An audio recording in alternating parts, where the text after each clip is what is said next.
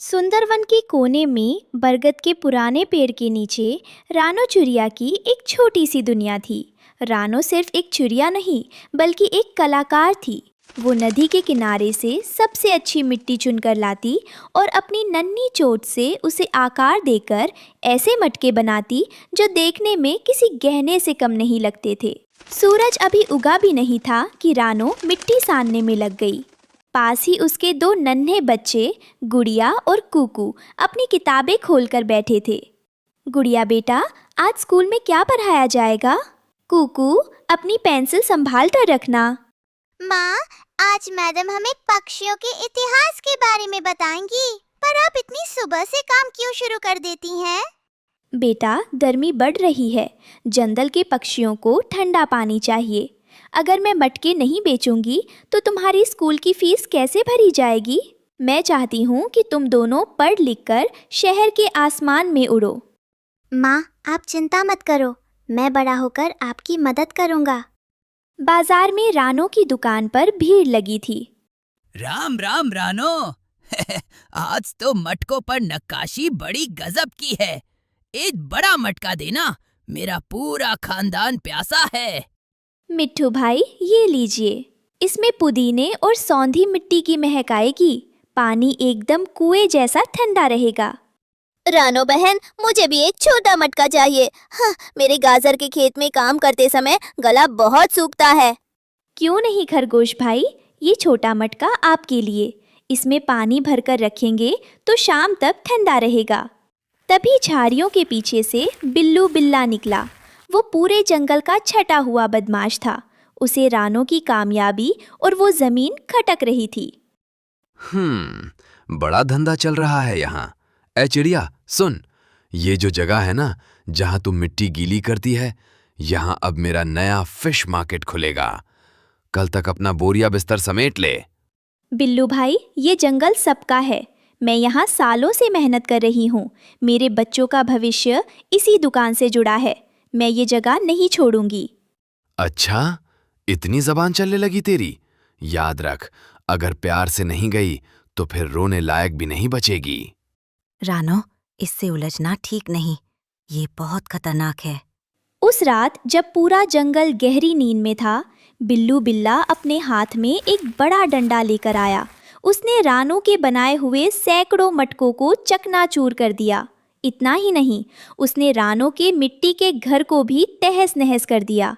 सुबह जब रानो और उसके बच्चे उठे तो उनके पैरों तले जमीन खिसक गई। माँ, हमारी किताबें, हमारा घर सब टूट गया। अब हम स्कूल कैसे जाएंगे माँ? बिल्लू मामा ने सब बर्बाद कर दिया। मैंने किसी का क्या बिगाड़ा था? अब मैं मिट्टी कहाँ से लाऊंगी? मटके कैसे बनेंगे? रानो बिखरे हुए मटकों के टुकड़ों को समेट रही थी। तभी उसे जमीन के अंदर से एक अजीब सी गुनगुनाहट सुनाई दी। मिट्टी का एक ढेर अचानक सोने की तरह चमकने लगा और उसमें से एक शांत गूंजती हुई आवाज आई। ठहरो रानो, अपने आंसू इस बंजर जमीन पर मत गिराओ। जो टूट गया वो तुम्हारा कल था, पर जो मैं दूंगी वो तुम्हारा सुनहरा भविष्य है। ये कौन बोला? यहाँ तो तबाही के सिवा कुछ नहीं बचा। क्या अब ये मिट्टी भी मुझसे बातें करेगी? मैं वो मिट्टी हूँ जिसकी तुम पूजा करती हो। तुम्हारी मेहनत और तुम्हारे बच्चों के प्रति तुम्हारे प्यार ने मुझे जागृत कर दिया है। मुझे उठाओ रानो और अपनी कल्पना से एक नया संसार रचो। रानो, मैं धराती शक्ति हूँ।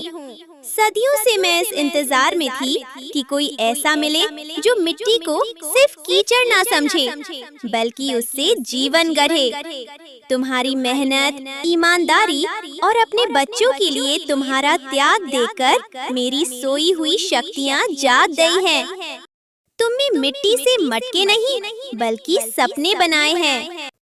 पर अब मेरे पास क्या बचा है? बिल्लू ने सब कुछ तोड़ दिया। ना चाक बचा, ना घर, ना मटके। मुझसे अपना घर बनाओ, ऐसा घर जिसे कोई ना तोड़ सके। मुझसे ऐसे मटके बनाओ जो प्यासे की प्यास ही नहीं, उसकी थकान भी मिटा दे। क्या सचमुच? क्या मैं फिर से अपने बच्चों को पढ़ा पाऊंगी? हाँ रानो, उठो, मुझे अपने पंखों से सहलाओ और मन में उस घर की कल्पना करो जहाँ प्रेम और शीतलता हो। याद रखना, ये दादू सिर्फ तब तक रहेगा जब तक तुम्हारे मन में दया है। अब रचना करो।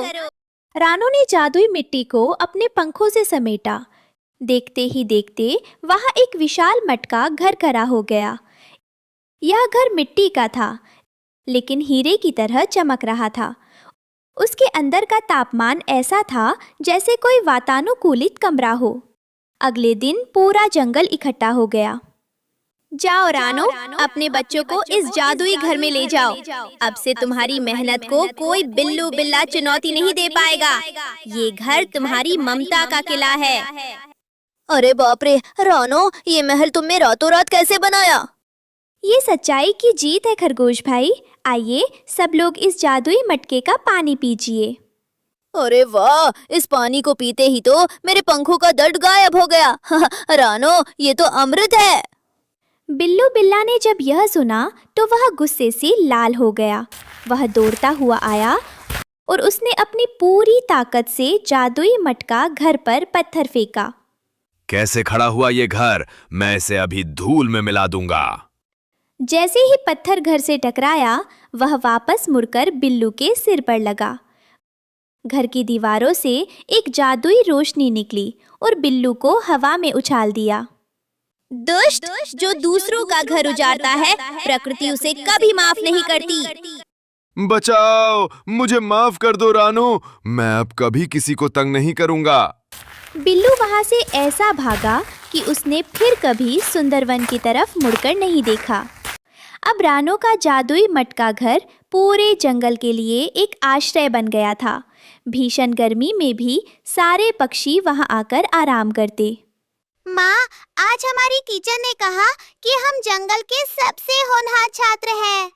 ये सब तुम्हारी मेहनत और उस जादुई मिट्टी का आशीर्वाद है। रानो बहन, आज शाम को सभा है। हम सब चाहते हैं कि तुम जंगल की मुखिया बनो। मुझे मुखिया नहीं, बस आप सबकी मटके वाली रानो ही बने रहने दे।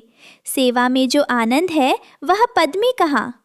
पूरा जंगल तालियों की गड़गड़ाहट से गूंज उठा।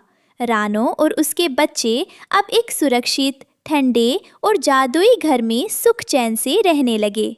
इस कहानी से हमें सीख मिलती है कि विपत्ति में भी जो अपना साहस नहीं खोता, ईश्वर और प्रकृति उसकी मदद जरूर करते हैं।